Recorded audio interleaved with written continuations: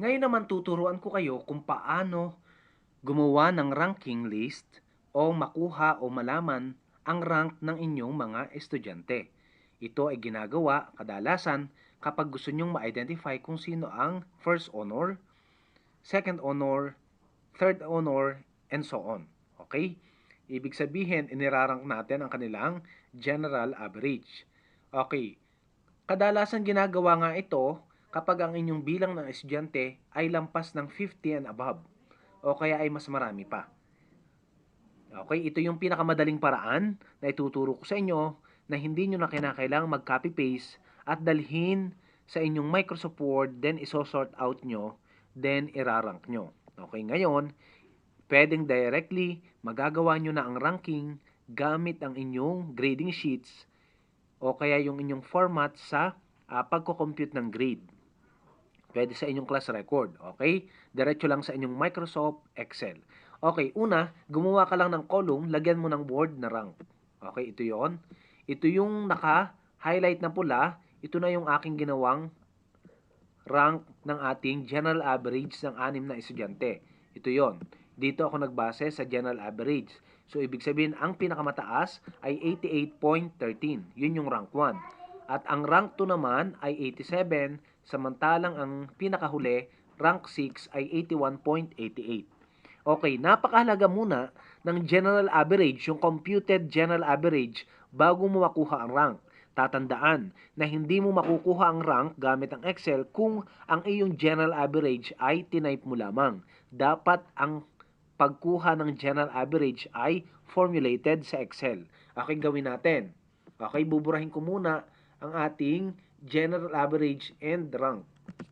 Okay, una, sundan nyo lang ako. Ayan, equals. Then, kukuhanin natin ang average ng ating subject na Filipino, English, Math, Science, AP, ESP, TLEN, MAPE. Okay, then, gumawa ka na, equals. Ulitin ko lang.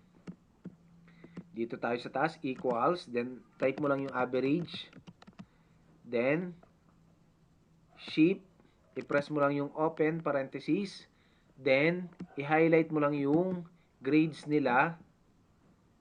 Lahat ng grade na kukuhanin mo yung average. Then, close mo lang. Nakuha mo na yung average. Okay, kapag gusto mong whole number, babawasin mo lang sa taas. Decrease decimal. Ayan, babawasan mo lang. Mag-82 ang ating whole number. Okay, for the meantime, mag 2 decimal places muna tayo. Okay, 81.88.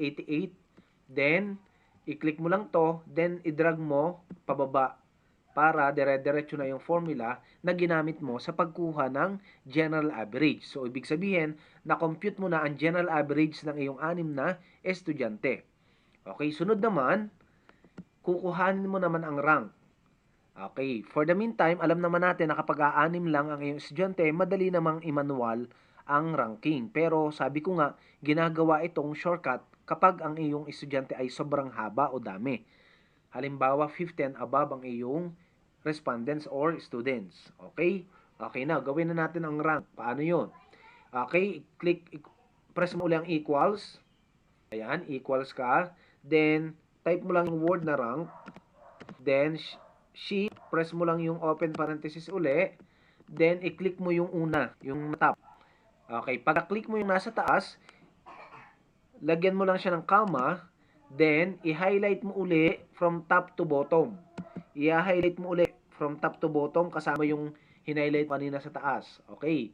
Then, kapag na-highlight mo na yan, press mo lang ang F4. Lalabas na yung may dollar. Yung may US dollar na sign or symbol. Okay. Then, close mo lang yung parenthesis. Then, enter. Okay. So, ibig sabihin, ang nalabas nitong 6, yung nasa taas mo, general average, ito na yung rank 6 mo. Then, i-drag mo lang hanggang baba. Kung mahaba pa yan, ay di ituloy mo lang drag. Kung napakadaming estudyante. Okay. So, ibig sabihin, nakuha na natin ang ating rank list. Ang rank 1 natin ay 88.13. Ang rank 2 natin ay 87. Rank 3 natin ay 85.63. Ang rank 4 ay 83.63, rank 5, 83.13, at ang rank 6 mo ay 81.88. Ganyan lang kadali ang pagkuha ng rank na hindi mo na kinakailangang mag-copy-paste from Excel going to Microsoft Word then isosort out mo.